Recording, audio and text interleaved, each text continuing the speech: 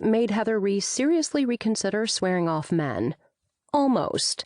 Gawking at the smokin' hot florist while he had his own private dance party for one wasn't Heather's thing. She was a woman in control of her own destiny. That's what she tried to tell herself anyway. Still, she stared through his storefront window in the posh Cherry Creek neighborhood of Denver, Colorado.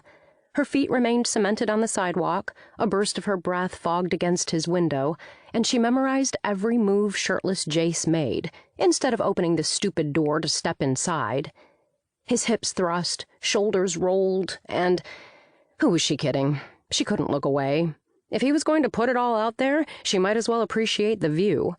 The man had moves, she'd give him that. It was like watching one of her favorite game shows. Which door was she going to pick?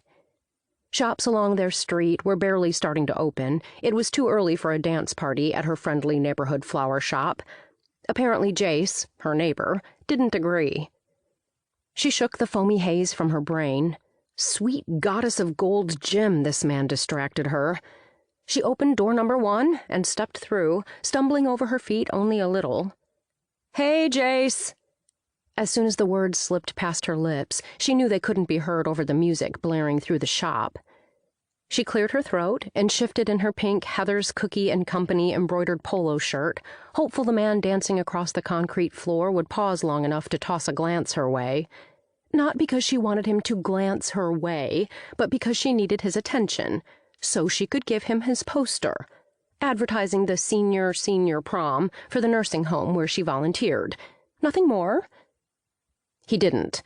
Instead, he continued gyrating his hips and stuffing lilies into a wreath with a gold banner that read, "In loving memory, Phyllis." "Jase?" she called, raising her voice over the music. Okay, that got his attention. He finally glanced her way, paused mid-posy thrust, and a wicked smile crept across his lips. "Heather! Hey!" Her blood heated from his gaze, tingling as it swished through her veins. Oh, for pity's sake, her body begged her to grin back, say hey to him, and get her out of the drought that had become her dating life. She told her body to hush.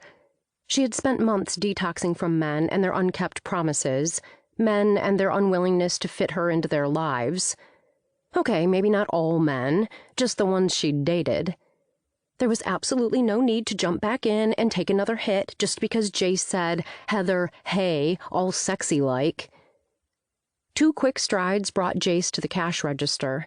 He flicked a switch and the music zipped to a stop. Heather gripped the stack of posters in her hands. Her brainchild, a prom for the senior citizens at a nearby retirement home. Something to get them up and moving and having a good time. Also, another distraction to prevent her from breaking her no men rule. "Sorry, I can come back later, if you'd rather." She inhaled a long breath of floral-scented air and tacked on a smile. "Don't be sorry." He scrawled something on a notepad. "Now's good. I just lost track of time. Didn't hear you come in."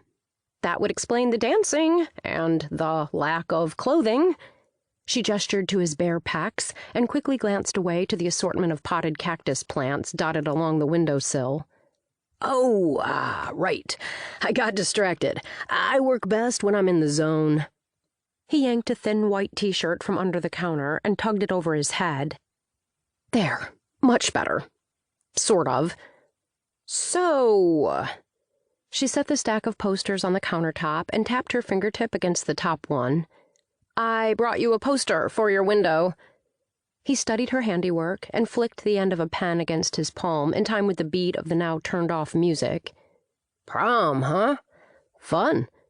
He dropped the pen, rubbed his hands together, and locked his gaze to hers in a way that made her insides purr in anticipation. "What are things you shouldn't do for 500, Alex?" "No men for you, Heather. Eye on the poster, in this instance." "This is at the retirement home up the street?" he asked. "You know it?" Of course he knew it. It's not like their street was that big. "Yeah, I know it." He lifted a corner of his lips, just the one corner. Damn, that was sexy. Elvis sexy. "I volunteer there, and they've lost a lot of residents lately. Some passed away, some moved. So I had this idea to help drum up new business, a way to showcase the place for new seniors." Okay, she should get to the other reason she'd stopped by. I was, also hoping you might be willing to help out with flowers. It'll be a fun opportunity for us to get to know each other better.